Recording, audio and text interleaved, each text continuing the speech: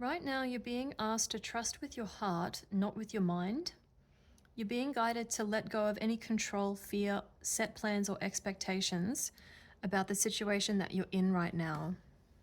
This is very aligned with the message that I shared yesterday because the second oracle card that came out today is about your voice having been silenced to make way for logic or learned knowledge in order for those things to take the lead when in your heart you know that that course of action is wrong. There's something here that, again, like I said yesterday, like this meant something. Whatever this feeling is that you're still holding on to, it could be coming up as like a knot in your stomach, or it's just something that you're really struggling to let go of. It's like you don't have to let go of the situation itself. What you're being asked to release here is the expectation of the way that things are going to turn out. So right now you might be in mourning of a situation that you feel like has finished. But that's the thing that you're being asked to let go of, right? Is the fact that it's finished. Maybe it's not. Maybe it is. Like, that's what we're getting into here. So let's take a look at the tarot and see if there's anything more that we need to know, because this message seems to have come up 2 days in a row now. So there's obviously something that's left unsaid. What is being left unsaid in this connection?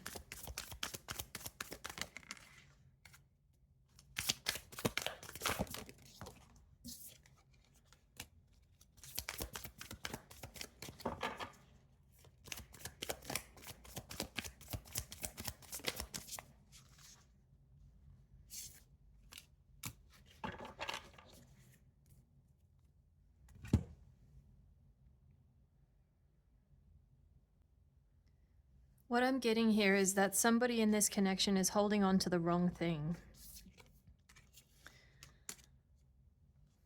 Because this is showing me, with the Seven of Cups, the Nine of Pentacles, and the Two of Cups, these three in particular are telling me that somebody had a choice to make.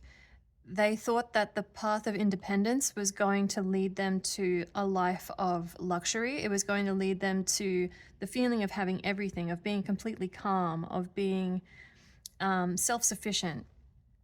The other choice, of course, being the Two of Cups, is like recognizing a part of you in somebody else and continuing to grow a connection beyond the difficulties, like surface difficulties. This person had a choice, and it seems like they chose the self-sufficient way of being. But the thing is, I'm going to get some clarifiers on this Four of Pentacles, because it doesn't seem to have worked out the way that they thought it would. The Eight of Wands is on the bottom here, telling me that there is something that's left unsaid, and I want to see what this person is still holding on to here. What are they holding on to?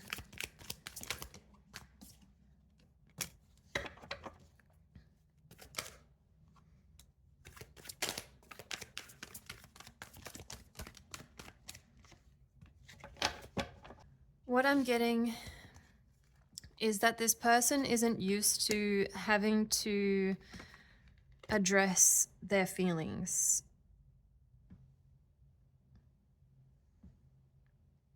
Having any kind of decision to make feels like a burden to this person, and they're much more like, it's as though they're geared, like naturally geared towards favoring solitude. So when there is a choice to make, they're much more likely to default to being alone and pushing people away than what they are to working on something, working through something. So any kind of indecision is going to trigger that natural reaction to the word recoil or recoil is coming up in my mind as well. The fact that this person is holding on to this decision that they've made tells me that they are actually trying to process this.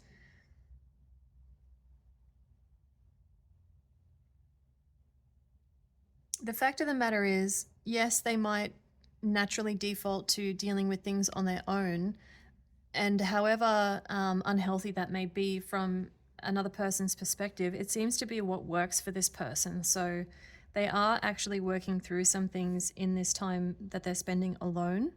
In particular, they're thinking about what the other path could have looked like. They're allowing themselves to daydream about what this could have been if they had chosen differently. And they're holding on to that. Let's find out what this Eight of Wands is about. If communication is coming, what is the nature of the communication? What's the nature of this communication?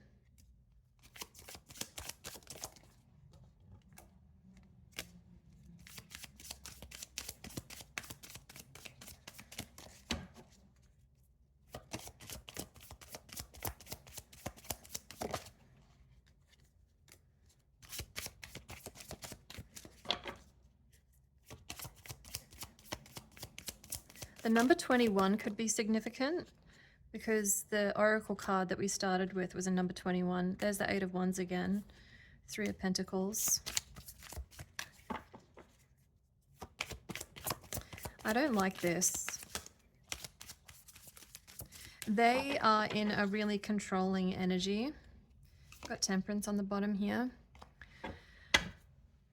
They want to be in control of how and when this communication takes place, and it is giving really strong manipulative energy here. The Six of Pentacles, normally this deck is quite good because the facial expressions that the artist has drawn onto the cards are really revealing about the sort of underlying tone of the message of that card. The Six of Pentacles can be about equal give and take or charity or something like that. But the facial expression on this Six of Pentacles really shows me like somebody who likes being the one to dole out whatever it is that they have. And so this, excuse me, this person that you're dealing with seems to like being the one who controls how things go, how close things get, how far away you are. They like to be the one that you come back to, because they like to be seen as the person who has all the options. They like to be seen as the person who, after all is said and done, is like still considering their options. There's no end to the options that they have, or so they want you to believe. What I'm getting here, though, with the World and the Three of Pentacles, with another Eight of Wands here, is that no matter how hard this person tries, no matter how much time they spend, they're going to continue going around in the same cycle that they always have, until they realize that their choice to withdraw, their choice to be independent, is the thing that's holding them back. It's not that somebody puts up a boundary. It's not that somebody decides what they are and are not willing to deal with. That's not the problem. Until they realize that it's their choice point where they look at what is on offer and they still choose, because of the pressure that they feel like they're under, they choose to withdraw, they choose to retreat and be alone, and then just consider what love could have been had they chosen differently. That's just going to keep happening every time, and nobody is going to see them as the prize in the end. Because what I'm also getting here is the age difference between these cards. So maybe at some point, yeah, you might have had all the options in the world, but then you get to a point, you know, in midlife where you sort of start to think like, yeah, I like being this person. I like being the one in control. I like being the one with all the options. But eventually you become an old man who has been doing the same thing for so long that he thinks he's good at it, but ultimately is just alone.